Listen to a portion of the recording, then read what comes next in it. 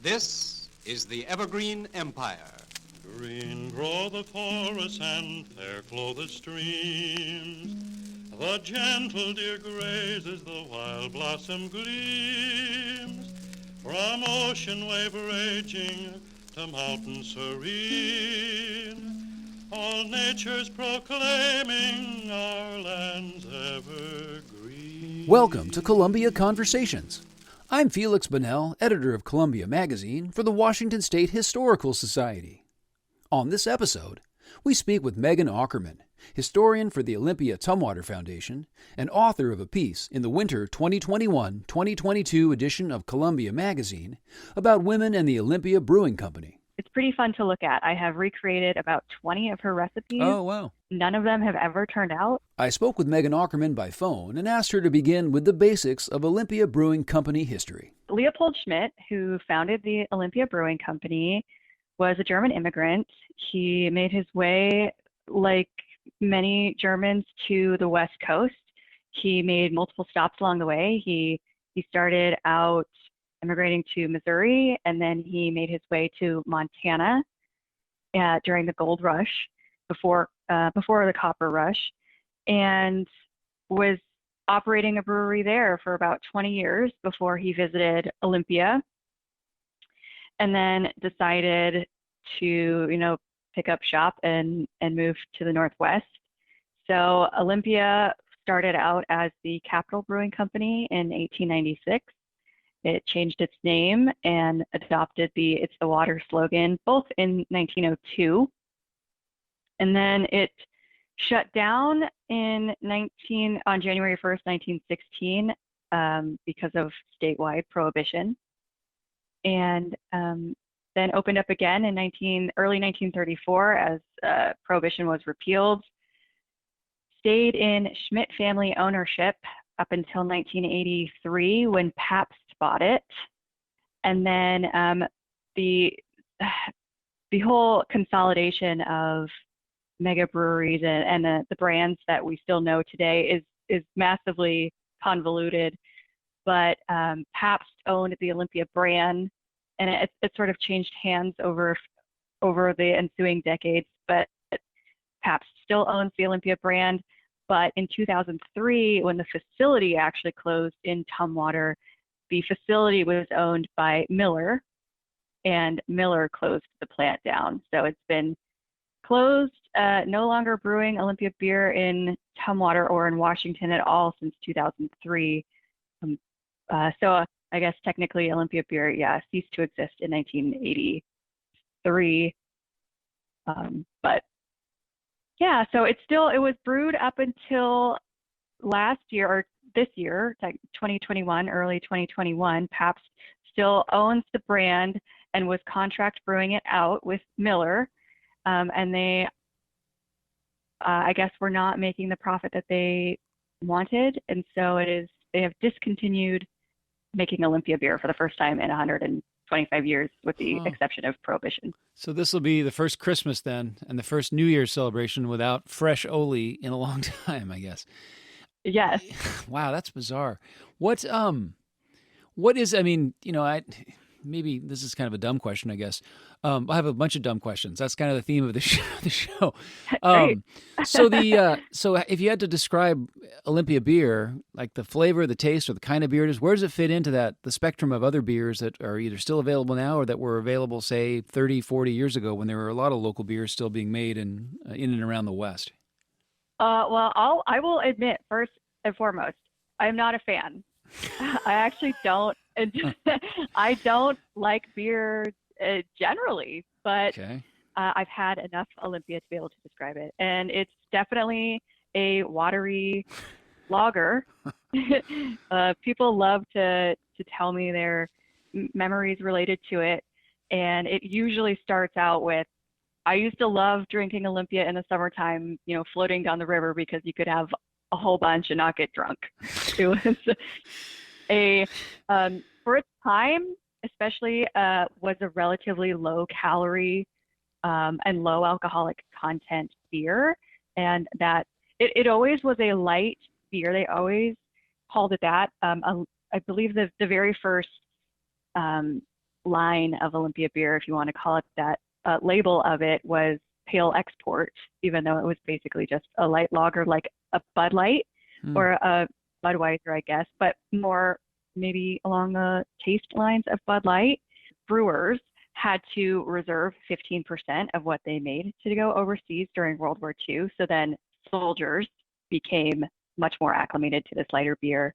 Then when they came home, combination of that generation being more okay with drinking socially and really rejecting prohibition, drinking more responsibly and drinking at home versus in saloons, and then coupled with just being more used to lighter beers.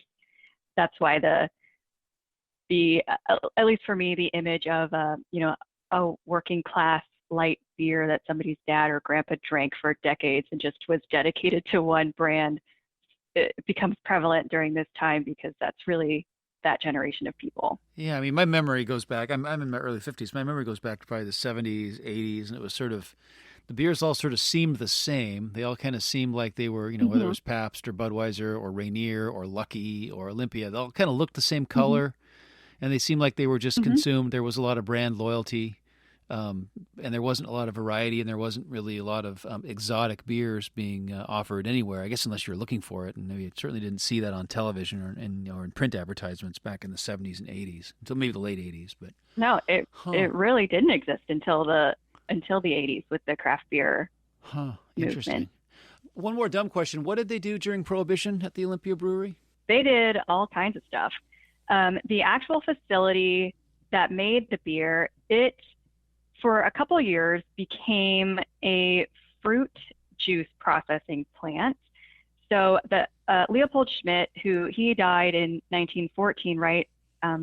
Just a couple months before Prohibition was passed, actually. But his son, who took over the Schmidt family generally, they had a plan in place. They owned multiple breweries besides Olympia, and they had a plant in Salem, Oregon. And so they started in Salem with this pilot program of making loganberry juice called Loju, and they sold well enough that they decided to go forth, and they made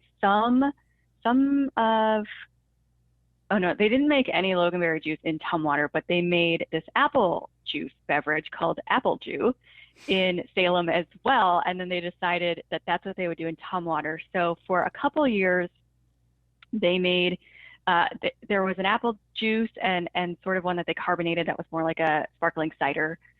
And then for multiple reasons that had to do with unions and World War I sugar prices, and different things like that, that eventually shut down in 1922. And then the actual facility hasn't been used to make a beverage since. But they owned stock in creameries, like a lot of brewers did. And they had a creamery and an ice plant, or at least a cold storage. They had hotel businesses, actually. Peter G. Schmidt, the second president of Olympia Brewing, he sort of founded a consortium. I think it started just as 5 hotels. He and his brother owned a couple hotels, and then them and a few other Washington hotel owners got together and made Western Hotels, which is now Westin International. Oh, yeah. No, wait a second. So Westin, the big hotel chain, began as an offshoot of a Schmidt family business? It did. Huh, had no idea. Okay. And it was headquartered in Seattle for a long time. I know until probably sometime in the 30, 40 years ago, I think they moved elsewhere, but I had no idea. Yeah, well, I mean, nobody else really knows that either. And then I think they also had bus lines. But yeah, so they mostly kept to the food and beverage industry like a lot of other brewers. But they had a lot of things going on as a family. They did just fine financially. And then, but, beer was always number one. So as soon as that repeal was on the horizon, they wanted to build a new facility and get up and running as fast as possible. And they did. They had some backing by Emil Sick. Plus they had ads in the paper, and they sold shares of stock for $1 and had enough capital to build an entirely new facility to have the first beer to be able to go out on the market January 1934. And so where do women fit into this story? I mean, this is the larger story of the brewery. You've told us here pretty well, but where does, when in your research, what did you find what the role of women was from the earliest days up until the, I guess, the final days of the brewery in the work that you've done? So the earliest days are still kind of a mystery. I wish that I had more answers for before Prohibition. The article itself talks about the Schmidt women before I get into women during World War II, because I've really never been able to find anything about women working at the brewery before Prohibition, which is not uncommon for breweries. Breweries did not really hire women, but I have seen photographs of women with groups in front of the brewery, or they all seem to be at the bottle works. I have no idea who those women are, if they maybe worked in packaging, or I have seen also an image from a book about Rainier that had women who would put the foil on the bottlenecks, in packaging. So I don't know if there were women hired at the brewery to do something like that. That's something that I have not been able to uncover. But women did work at the brewery starting officially, I guess, post-Prohibition. There was at least one woman who was Peter G. Schmidt's private secretary during Prohibition, who also then worked at the brewery. But women were working in the office as soon as repeal, and the brewery got up and running. But really, it wasn't until World War II with the labor shortage that there were about 10 women working in the office and about 10 women who were recycling and recrimping bottle caps because of the metal shortage. And then when World War II ended, the union that represented bottlers disallowed women. So it seems, from what I was able to cobble together, that those women just lost their jobs. They didn't shift over to the office or anything. Yeah. And then really from about 1945 to 1975, the women that worked at the brewery were all in the office. And then in the mid-70s, with Title VII, I believe it was, but with the Equal Rights Act, women were then again allowed to work in production. So they just started to hire women mostly in the bottle house, in packaging. And it was still very, very male dominated. And then really, I think that started, I wouldn't say ramp up, but it was after Pabst bought the brewery that, more women were working in production, and there were women in the gift shop. And I think that there were some women tour guides, but it was still very heavily women were in the office and men worked in production and brewing. There were never any women brewmasters.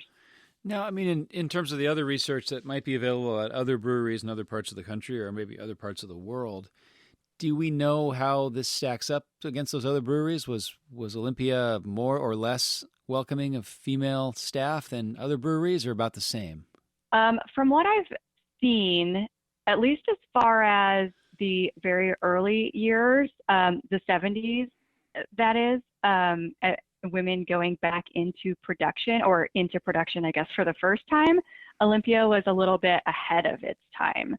And I just, my only reference for that was there is a recent book out about women in brewing, and there was a quote from a woman who worked at the Theodore Hams brewery, which Olympia acquired in 1974. And she said in that book that women, and she was a chemist, I believe, so she was doing lab work, and she wasn't even allowed on the plant floor to collect the samples that she needed to test. And that changed when Olympia acquired Hams. They could at least go get their own samples. And so, I would say that they were maybe a foot ahead of the rest, but it seems that it was average to, I think, that the brewing industry as a whole, based on everything I've read about women who pioneered craft brewing, that really was still a very male-dominated and sexist industry. So I can't say for certain that Olympia was like, leagues ahead of anybody else, but I don't think it was anybody. Yeah, it wasn't worse than anybody else for sure. And then nowadays, in the current sort of brewing industry, which is much more diffuse and diverse, I imagine, some of the same issues still, or is it a little more integrated than it was in terms of gender? From what I have read, it is much more diverse, but there's always room for improvement, and that there is even still apparently just a lot of incredulous men that are surprised by women who brew beer, or just maybe with unconscious bias assume that somebody running a brewery or a pub is doing so with her male partner. But generally, I think it is more accepted, at least in the Northwest, that women are entering brewing and cider making much more often than they were. And there was one person you mentioned in your story in Columbia that I was interested in. This woman named, is it Edie, who had some of the kind of recipes and the newsletter sort of stuff. Tell me about her. So Edie is one of my favorites. She was, I guess her I don't know what her official title really ever was. She's referred to as the home economist or the coffee maker. She had been working at a local high school as, a lunch lady, I guess. I don't know if she was, I don't know what the proper term for that is these days, but I think, she was making lunches at the high school. And one of the vice presidents, one of the Schmidt family members, somehow knew her or heard of her and asked her to work at the brewery. And so she started working there in 1957, I think. And she made lunches for the executives at least twice a week, when they had lunch meetings. And otherwise, she brewed coffee for the office twice a day. And I imagine did some sort of decorating or other kinds of things around the office. I believe her job was full time, so I really don't know what they filled her time with, but she stayed there until 1971.